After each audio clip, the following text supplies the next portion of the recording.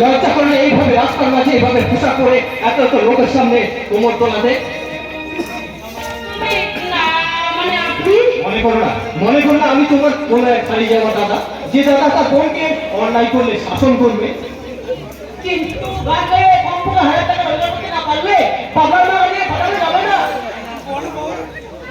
এই নাও 1000 টাকা, তোমরা বাবলার মায়ের চিকিৎসা করাবো। 1000 টাকা? আপনি আমাদের পরিচয় না জেনে না চিনে 1000 টাকা আমাদের দান করছেন? তা নয় বোন, তা নয়। বোনের বিপদের সময় দাদা হয়ে সহযোগিতার হাত বাড়িয়ে দেয়। নাও নাও, সংকোচের কোনো কষ্ট নেই, নাও।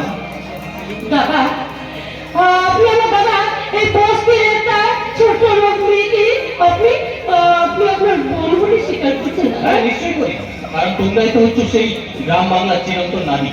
যে মমতাময়ী নারীর ছবি আছে রবীন্দ্রনাথের কবিতায়, মাইকেলের গানে, সারদা মায়ের খ্যানে। কিন্তু এটা আমাদের যুগ নয়, এই যুগে মেয়েরা কি করছে? সিঁদুরের চিহ্ন, তবু তো সেই সিঁদুরের চিহ্নটাকে একবারে বিসর্জন দিতে পারে। সেই সব মেয়েরা প্রত্যেকটা মুহূর্তে নিজেদেরকে ঠকাচ্ছে, রং মেখে সংসেজে হাসছে, গাইছে, নাচছে, কিন্তু তাদের ভিতরে বিবেকটা হাহাকার করে কাঁদছে। আমি তাদের কান্নার আওয়াজ শুনেছি, আর তাদের কান্নার প্রত্যেকটা আওয়াজ, প্রত্যেকটা শব্দ আমি আমার ছবির অ্যালবামে যত্ন করে রেখে দিয়েছি। তাই আমি তোকে বলছি রে বোন, জীবন রঙ্গমঞ্চে রঙিন কাজের সকল থেকে নিজেকে নামিয়ে নিয়ে এই মাটির পৃথিবীতে নেমে আসে।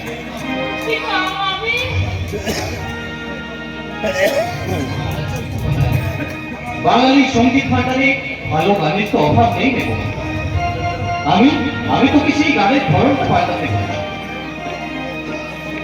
কিন্তু অভাবের জ্বালায় আমি আর কাঞ্চা এই না নাচলে না গাইলে এই বস্তির 15 থেকে 20 জন মানুষের মুখে যে খাবার ঢুকবে না, তাদের অভাব দূর করতে গিয়ে আজ আমি সমাজের বুকে একটা অপবিত্র দাদা। কিন্তু আমার কাছে তুই পবিত্র, আমি তোর গানের ধরনটা পাল্টাতে বলছি। কিন্তু দাদা, এই গানের মূল্য তো এই যুগের মানুষরা কেউ দেবে না দাদা। সেখানে তো আমার প্রতিভা, আর এই প্রতিভা থেকে আমরা যদি নিজেদেরকে সরিয়ে রাখি, তাহলে নজরুল, সর্বোপরি স্বামী বিবেকানন্দ স্বপ্নে করা এই বাংলার মাটিতে দিবালোকে নেমে আসবে পাশ্চাত্য দেশের ফ্যাশন বাংলা সিনেমার নগ্ন রূপ। আমি পারবো না এই উলঙ্গ সমাজ ব্যবস্থার মাঝে আমি একজন নাম গোত্র পরিচয়হীন অবলা নারী দাদা।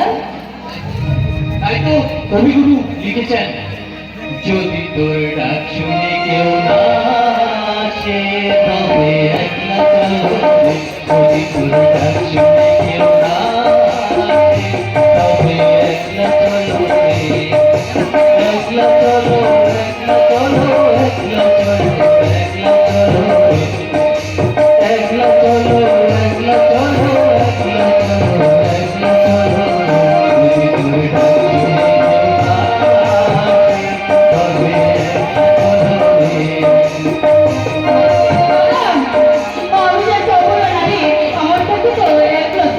সম্ভব নয় দাদা।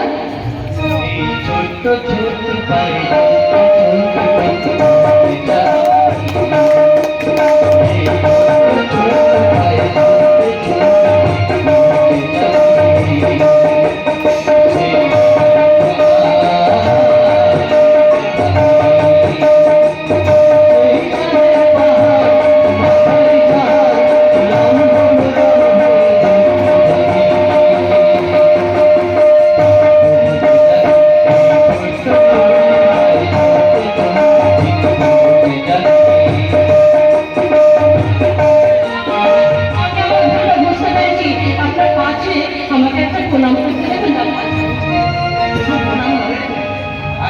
আজকে ভাইফোঁটা, আর এই ভাইফোঁটার দিনে আমি তোর কাছ থেকে নিতে চাই।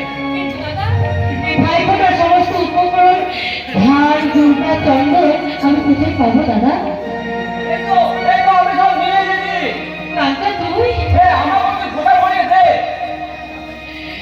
ঈশ্বর করুণাময়, তুমি সত্যি সত্যি তুমি আছো। আর না চাই দাদা আপনিও বসুন। আর আমার এই দুই দাদার কপালে ফোঁটা পরিয়ে দেওয়ার জন্য আমি বছরের পর বছর অপেক্ষা করে থাকবো। আর সেই শুভ দিনটা এলে আমি আমার দুই দাদার কপালে ফোঁটা পরিয়ে দিব।